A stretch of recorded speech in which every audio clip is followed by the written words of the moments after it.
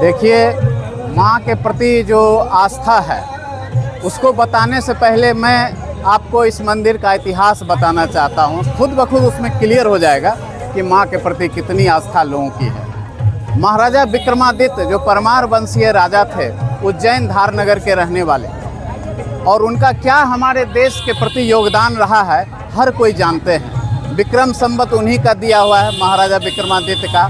जब परिवार बड़ा होता है तो पूरे देश में उनका शासन था, तो उसमें से उनके बाद के जो वंशज थे उसमें से दो भाई वहाँ से चल करके बखरी आए, राजा थान सिंह और राजा मान सिंह। जब बखरी आए तो सबसे पहले माँ दुर्गा की स्थापना हुई काफ़ी विधि विधान के साथ, और तब से उनकी पूजा होने लगी। उस समय जो मंदिर का स्वरूप रहा होगा वो बिल्कुल मिट्टी का घर था, जो ज़माने के अनुसार होता है। और एक भाई तो यहाँ से चले गए, सरौंजा भूटिया, राजा मान सिंह, थान सिंह यहाँ रह गए। जो थान सिंह के ही हम लोग यहाँ पर जितने परमार वंशीय अटखुट्टी के कहलाते हैं वो थान सिंह के वंशज हैं। तो ये परमार वंशीय अटखुट्टी परिवार के द्वारा स्थापित पुरानी, सबसे पुरानी दुर्गा स्थान है बखरी का। यहाँ के बारे में मान्यता ये है, धीरे धीरे जब कहा जाता है 100 साल से ऊपर जब मंदिर हो जाता है तो उसे खुद ब खुद सिद्ध शक्तिपीठ का दर्जा प्राप्त होता है। और ये तो मुगल काल का ये मंदिर है।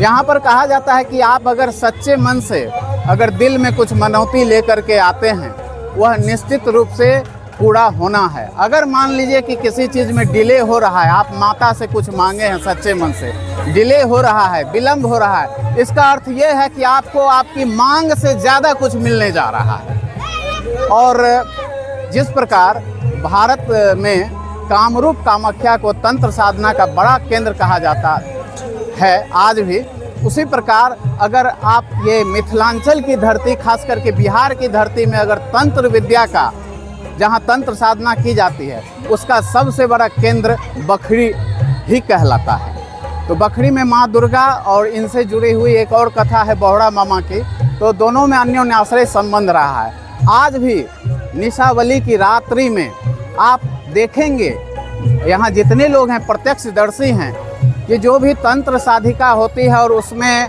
सिद्ध हस्त प्राप्त करना चाहती है, वो यहाँ रात में आती है और तरह तरह के मतलब तंत्र से जुड़ा हुआ जो कर्तव्य होता है, जैसे चाटी चलाना, हाथ खुद ब खुद आगे बढ़ रहा है। तो ये विद्या आज भी यहाँ पर, हालांकि साइंस का युग है, साइंस काफ़ी आगे बढ़ चुका है, लेकिन ये विद्या को सिद्ध करने के लिए आज भी महिलाएं यहाँ पर आती है।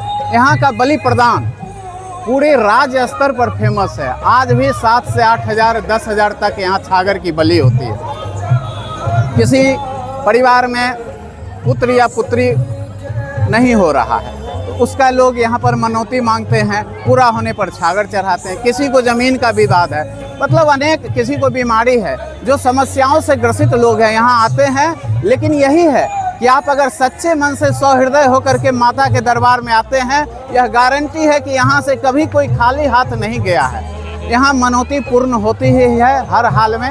लगभग इस मंदिर का इतिहास 550 साल पुराना है।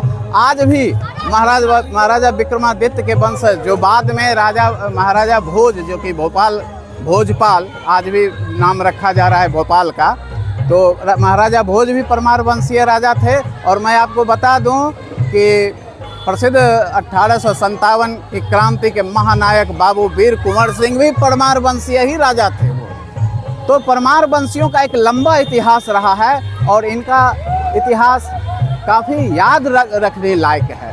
तो यहाँ की जो दुर्गा जी की प्रतिमा है और ये जो मंदिर है, अपने आप में बेमिसाल है और आज तक यहाँ से कोई खाली हाथ नहीं लौटा है। बलि प्रदान यहाँ का चर्चित है। यहाँ का यात्रा अपने आप में एक मनोरम दृश्य उपस्थित करते हैं। सभी जाति धर्म समुदाय के लोग, हालांकि अलग अलग यात्रा निकलता है, सब एक साथ मिल के बैंड बाजा के साथ माँ दुर्गा की आराधना करते हुए यहाँ तक आते हैं और नीलकंठ उड़ाया जाता है। नीलकंठ की तस्वीर को हम लोग प्रणाम नहीं करते हैं, साक्षात नीलकंठ फिजिकली सजीव, उसको उड़ाया जाता है और हम लोग प्रणाम करते हैं।